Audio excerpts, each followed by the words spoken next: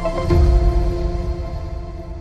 friends, welcome to Annam's Recipes. நான் இன்னைக்கு இந்த வீடியோல என்ன சமையல் பண்ணேன், அப்புறம் மத்ததெல்லாம் என்னென்ன பண்ணேன் அப்படிங்கறதெல்லாம் பாப்போம் வாங்க. நீங்களும் சுவையாக சமைக்கணுமா எங்கள் மசாலா பொடிகளை யூஸ் பண்ணி பாருங்கள். அதெல்லாம் வாங்கணுன்னா ஸ்க்ரீனில் வர்ற வெப்சைட்டுக்கும் வாட்ஸ்அப் நம்பருக்கும் போய் ஆர்டர் பண்ணிங்கன்னா நீங்கள் வேணுங்கிறத வாங்கிக்கலாம். புதன்கிழமை சாயந்தரம் சவேரா ஹோட்டலுக்கு போனேன். அங்கே என்னோடய இன்ஸ்டாகிராம் ஃப்ரெண்டு இந்திரா நாராயண் அவங்களுடைய சிறுதானிய புத்தகங்கள் வெளியீட்டு விழாக்கு என்னை அவசியம் வரணும்னு கூப்பிட்டுருந்தாங்க. அதனால் முதல்லே ஒரு தடவை மீட் பண்ணுவோன்னு இருந்தோம், முடியல. அதனால் இந்த புத்தக வெளியீட்டு விழாவிலையாவது அவங்கள கட்டாயம் மீட் பண்ணணும்னு நினச்சேன். ஏன்னா அவங்க யூஎஸில் இருக்காங்க. இப்போ தான் ஒரு 3 months இங்கே வந்திருந்தாங்க. அதான் நாங்கள் இன்ஸ்டாகிராமில் எப்படியோ 2 பேரும் நல்ல ஃப்ரெண்ட்ஸ் ஆகிட்டோம். அவங்க மீட் பண்ணுவோன்னு சொன்னாங்க, மீட் பண்ணவே முடியல. சரி, அவங்க இன்னும் 2-3 நாளில் யூஎஸ் போயிடுவாங்க. அதனால் கட்டாயம் இந்த புத்தக வெளியீட்டு விழாவில் அவங்கள பார்க்கணுன்னு போனேன். அவங்க சிறுதானியங்களில் முதல்லே ஒரு இங்கிலீஷ் புக் எழுதியிருக்காங்க. இப்போ தமிழில் 2 புக் எழுதியிருக்காங்க. அந்த புஸ்தகத்தை தான் டாக்டர் சிவராமன் அவங்க வெளியிட்டாங்க. அந்த ஃபங்க்ஷனுக்கு தான் நான் போனேன். இப்போ சிவராமன் டாக்டர் பேசுகிறத கேட்கலாம். ரொம்ப அருமையாக பேசினார். நான் நிறையா வீடியோஸில் தான் சிவராமன் பேசினதை கேட்டிருக்கேன், நேரில் கேட்டதில்லை. நேரில் கேட்டது ரொம்ப நல்லா இருந்தது. நிறைய எடுத்தேன், பட் கொஞ்சம்தான் போட்டிருக்கேன். ஏன்னா வீடியோ ரொம்ப லென்த்தி ஆகிடும். ரொம்ப நல்ல தகவல்கள் எல்லாம் சொன்னாங்க, ரொம்ப நல்லா இருந்தது. இப்போ நீங்களும் அவர் பேசினதை கேளுங்க. ப்ரோக்ராம் ஆரம்பிக்கிறதுக்கு முன்னாடி குத்து விளக்கு ஏற்ற சொன்னாங்க. அதில் நானும் குத்து விளக்கு ஏற்றினேன். அப்புறம் அங்கே இன்ஸ்டாகிராம் ஃப்ரெண்டு சாந்தி ராமை மீட் பண்ணேன். அப்புறம் டிவி சீரியல் எல்லாம் ஃபேமஸ் ரேகா நாயரையும் நாங்கள் மீட் பண்ணேன். உணர்ந்து கொண்ட மூத்த பல மருத்துவ ஆய்வாளர்கள், சமூக ஆய்வாளர்கள் சொன்ன விஷயங்களில் ரொம்ப ரொம்ப முக்கியமாக பட்டது என்னென்னா, சுற்றுச்சூழலில் இருக்கக்கூடிய மாசுக்கள் பிரச்சனைகள்லாம் ஒரு பெரிய விஷயம். அதுக்கு எல்லாரும் சேர்ந்து குரல் கொடுக்கவும் போராடவும் வேண்டும். ஆனால் கையில் இருக்கிற விஷயம் உணவு. அந்த உணவை மிகச்சரியாக தேர்ந்தெடுத்து உண்பதன் மூலமாக இந்த தொற்றாத வாழ்வியல் நோயை கட்டுப்பாட்டில் வைக்கலாம். அந்த ஃபங்க்ஷனுக்கு என்னுடைய ஃப்ரெண்டு மில்லட் குயின் கிருஷ்ணகுமாரியும் வந்திருந்தாங்க. அவங்களையும் அங்கே பார்த்ததில் எனக்கு ரொம்ப சந்தோஷம். அவங்க ஹஸ்பண்டும் வந்திருந்தாங்க. அப்புறம் ப்ரோக்ராம் முடிஞ்ச உடனே இந்திரா நாராயணனோட பேசினேன். அவங்கள முதல் தடவை தான் பார்த்தேன். ஆனால் என்னவோ ரொம்ப நாள் பழகினவங்க மாதிரி ரொம்ப நல்லா பேசிகிட்டு இருந்தோம். பண்ணதில் ரொம்ப சந்தோஷம். ஃபஸ்ட் டைம் தான் மீட் பண்ண முடியல. இப்போ பார்த்து உங்கள் புக்கு சூப்பர். அதுவும் அந்த சிவராம் டாக்டர் உங்களை பற்றி பேசுனது ரொம்ப சந்தோஷமாக இருந்தது. இன்னும் நல்லா நீங்கள் நிறைய புக்ஸ் எழுதணும். ரொம்ப நன்றிமா. நீங்கள் உங்களை மாதிரி ஒரு யூடியூபர்ஸ்லாம் எனக்கு ஆதரவு கொடுத்ததுக்கு ரொம்ப ரொம்ப நன்றி. I have no words. இருக்கிறத வந்துட்டு அப்புறம் அங்கே சர்வ் பண்ண டிஷ்ஷஸையும் கேட்கணும். அதுவும் மில்லட் தான். மில்லட் போஹா டிக்கின்னு ரொம்ப சூப்பராக இருந்தது. டேஸ்ட்டு ரொம்பவே அருமையாக இருந்தது. அவங்களோட பேஜ் இன்ஸ்டாகிராமில் இருக்குது, நீங்கள் போய் செக் பண்ணுங்கள். நிறைய மில்லட் ரெசிபீஸாக கொடுத்துட்ருப்பாங்க. அப்புறம் அடுத்தது பாருங்கள், மில்லட் குழிப்பணியாரம். இதுவுமே ரொம்ப நல்லா இருந்தது. என்ன மில்லட்டுன்னு தெரியல, சூப்பராக இருந்தது. அப்புறம் அதுக்கெல்லாம் சட்னி, இதெல்லாமும் க்ரீன் சட்னிலாம் வச்சுருந்தாங்க. பக்கத்தில் பார்த்திங்கன்னா ராகி கப் கேக்கு. ஐயோ, அது சொல்லணும் சான்ஸே இல்லை, அவ்வளோ சூப்பராக இருந்தது. ராகி மாதிரியே இல்லை, அவ்வளோ நல்லா இருந்தது.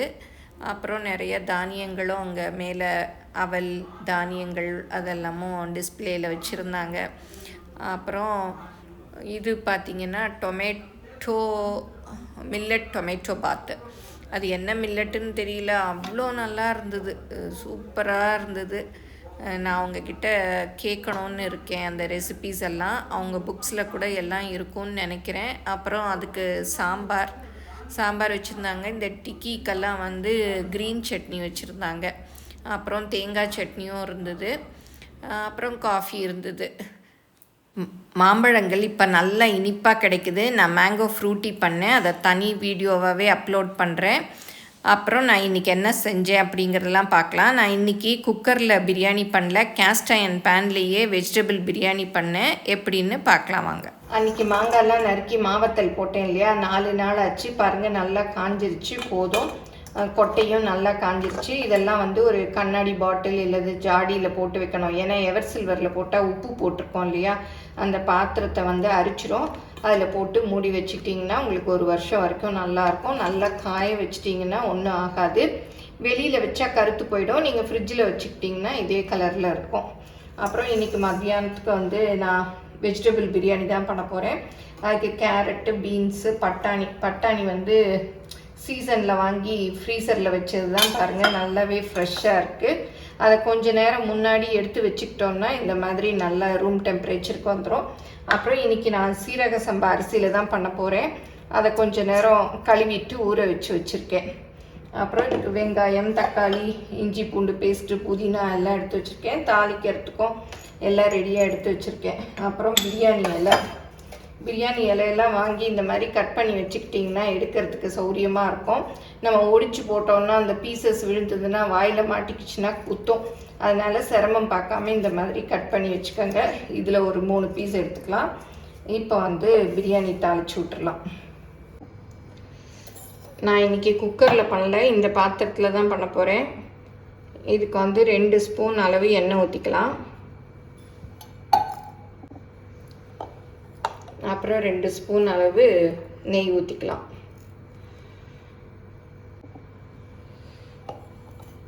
இப்போ ஆவின் பட்டர்லாம் கிடைக்கவே இல்லை. அதனால சரி ஆவின் நெய் தான் வாங்கி வச்சுருக்கேன். இல்லாட்டி எப்போவும் பட்டர் வாங்கி தான் உருக்குவேன். அதனால் இப்போ வந்து கிடைக்கல கொஞ்ச நாளாகவே. இப்போ எடுத்து வச்ச பிரியாணி இலை, பட்டை, கிராம்பு எல்லாத்தையும் போட்டு தாளிச்சுக்கலாம். இது நல்லா கொஞ்சம் பொரியட்டும். வெங்காயம் போட்டுக்கலாம்.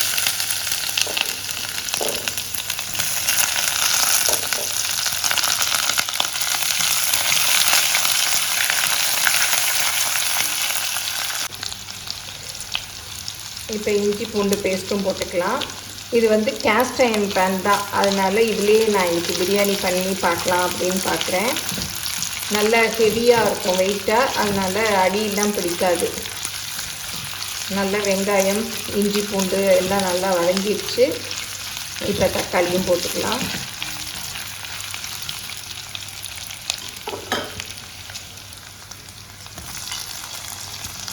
ரெண்டு பச்சை மிளகாய் கீறி வச்சுருக்கேன், அதையும் போட்டுக்கலாம். புதினாவும் போட்டுக்கலாம். புதினா வந்து எங்கள் வீட்டிலே ஃப்ரெஷ்ஷாக பறிச்சது தான், பாருங்கள் நல்லா இருக்குது. பீன்ஸு, கேரட்டு எல்லாத்தையும் போட்டுக்கலாம்.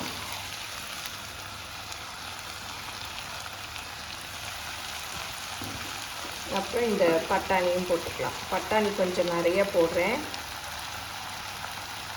பாருங்கள் எவ்வளோ ஃப்ரெஷ்ஷாக இருக்குது. நம்ம வாங்கி இந்த மாதிரி ஃப்ரீசரில் வச்சுக்கிட்டோம்னா பட்டாணி கிடைக்காத டைமில் இந்த மாதிரி யூஸ் பண்ணிக்கலாம்.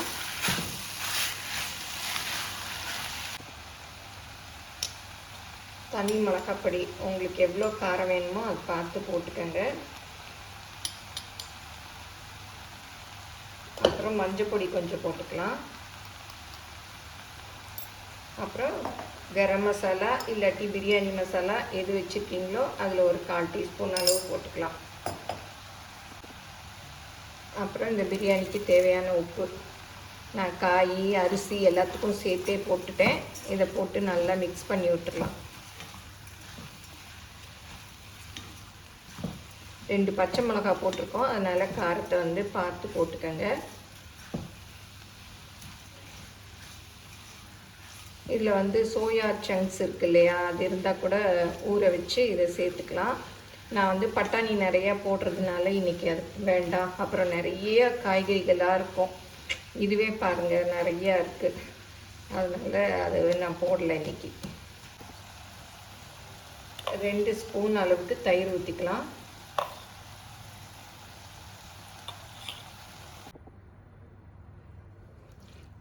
தயிர் வந்து 2 ஸ்பூன் அளவு ஊற்றி மிக்ஸ் பண்ணேன். 1 டம்ளர் தண்ணி ஊற்றி காய்கள் வேகிற அளவுக்கு ஊற்றிருக்கேன். அதெல்லாம் பேசிகிட்டே இருந்ததில் வீடியோ ஆன் பண்ணவே இல்லை. நல்ல புளிக்காத தயிராக 2 ஸ்பூன் அளவு ஊற்றிக்கங்க. அப்புறம் நான் 1.5 டம்ளர் அரிசி எடுத்திருக்கேன், அதனால் 1 டம்ளர் இதில் ஊற்றி இந்த காய்களை வேக வச்சுக்கலாம். வெந்த பிறகு நம்ம அரிசியை போட்டுக்கலாம். ஏன்னா நான் சும்மா பண்ணுறதுனால காய்கள் கொஞ்சம் வெந்தால் நல்லாயிருக்கும். இப்போ மூடி வச்சிடலாம். அடுப்பை வந்து குறைச்சி வச்சிடலாம். அப்போ தான் வந்து நல்லா காயெல்லாம் வெந்துடும்.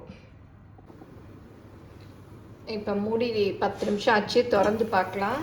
பாருங்கள், நல்லா வெந்திருக்கு. நல்லா கொதி வருது பாருங்கள். நல்லா கொதிக்குது. நல்லா காயெல்லாம் வெந்துருச்சு. இப்போ ஊற வச்ச அரிசியும் போட்டுக்கலாம். நல்லா அரை மணி நேரம் ஊறிடுச்சு. இதை வந்து நல்லா மிக்ஸ் பண்ணி விட்டுடலாம். இது வந்து நல்லா ஹெவி பாட்டமாக இருக்கிறதுனால அந்த மூடியும் நல்லா டைட்டாக இருக்கும். நம்ம தம் போட்ட மாதிரி இருக்கும். அதுலேயே நல்லா வெந்துடும். இப்போ மூடியால் மூடிடலாம். நல்லா சுடுது மூடி பாருங்கள். அப்படியே கரெக்டாக மூடிடும். அதனால குக்கர் மாதிரியே வெந்துடும். இப்போ ஒரு 10 நிமிஷம் கழித்து திறந்து பார்க்கலாம். இப்போ திறந்து பார்க்கலாம். பாருங்கள், நல்லா அப்படி மலர்ந்த மாதிரி இருக்குது. அப்படியே நல்லா மிக்ஸ் பண்ணி விட்டுட்டு அப்படியே மூடி அடுப்பை ஆஃப் பண்ணிடலாம். அந்த சூட்லேயே நல்லா வெந்துடும், தம் போட்ட மாதிரி. நீங்களும் சுவையாக சமைக்கணுமா? எங்கள் மசாலா பொடிகளை யூஸ் பண்ணி பாருங்கள். அதெல்லாம் வாங்கணுன்னா ஸ்க்ரீனில் வர்ற வெப்சைட்டுக்கும் வாட்ஸ்அப் நம்பருக்கும் போய் ஆர்டர் பண்ணிங்கன்னா நீங்கள் வேணுங்கிறத வாங்கிக்கலாம். இந்த பக்கம் அடுப்பில் பாருங்கள், 4 முட்டை வேக வச்சுருக்கேன். அதை வந்து தோல் உரிச்சிட்டு மிளகுத்தூளும் உப்பும் போட்டுக்கலாம். இப்போ வந்து 10 நிமிஷம் ஆயிடுச்சு. இது வெந்துருச்சான்னு திறந்து பார்க்கலாம். தம் போட்டு வச்சுருந்தேன் இல்லையா, திறந்து பார்க்கலாம். பாருங்கள், சூப்பராக வெந்திருக்கு. நல்ல சூடாகவும் இருக்குது. நல்ல உதிரியாக இருக்குது பாருங்கள். ரைஸு நல்லா பொலன்னு இருக்குது. அடியெல்லாம் பிடிக்கல பாருங்கள்.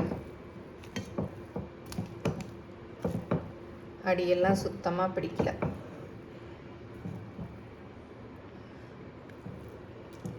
நல்லா வெந்துருச்சு. எல்லா காய்களுமே நல்லா வெந்துருச்சு. வெஜிடபிள் பிரியாணி உதிரியாக ஒன்றோட ஒன்று ஒட்டாமல் சூப்பராக நல்லா வெந்திருக்கு.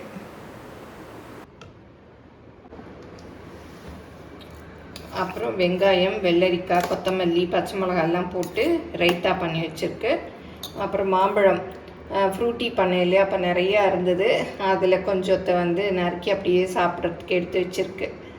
வெஜிடபிள் பிரியாணி ரெடி ஆயிடுச்சு. அதுக்கு கேரட், வெங்காயம், கொத்தமல்லி, பச்சை மிளகாயெல்லாம் போட்டு ரைத்தாவும் ரெடி ஆயிடுச்சு. அவிச்ச முட்டை, அப்புறம் உருளைக்கிழங்கு சிப்ஸு, பங்கனப்பள்ளி மாம்பழம், அவ்வளவும் ரெடி ஆயிடுச்சு. இந்த வீடியோ உங்கள் எல்லாருக்கும் பிடிச்சிருக்குன்னு நினைக்கிறேன். பிடிச்சிருந்தால் லைக் பண்ணுங்கள். எங்கள் சேனலை மறக்காமல் சப்ஸ்கிரைப் பண்ணுங்கள். உங்கள் ஃப்ரெண்ட்ஸுக்கும் ஷேர் பண்ணுங்கள். ஃபேஸ்புக், இன்ஸ்டாகிராமில் அன்னம்ஸ் ரெசிபீஸை ஃபாலோ பண்ணுங்கள். அடுத்த வீடியோவில் மேங்கோ ஃப்ரூட்டி எப்படி செய்யலாம் அப்படிங்கிறத பார்ப்போம். தேங்க்யூ.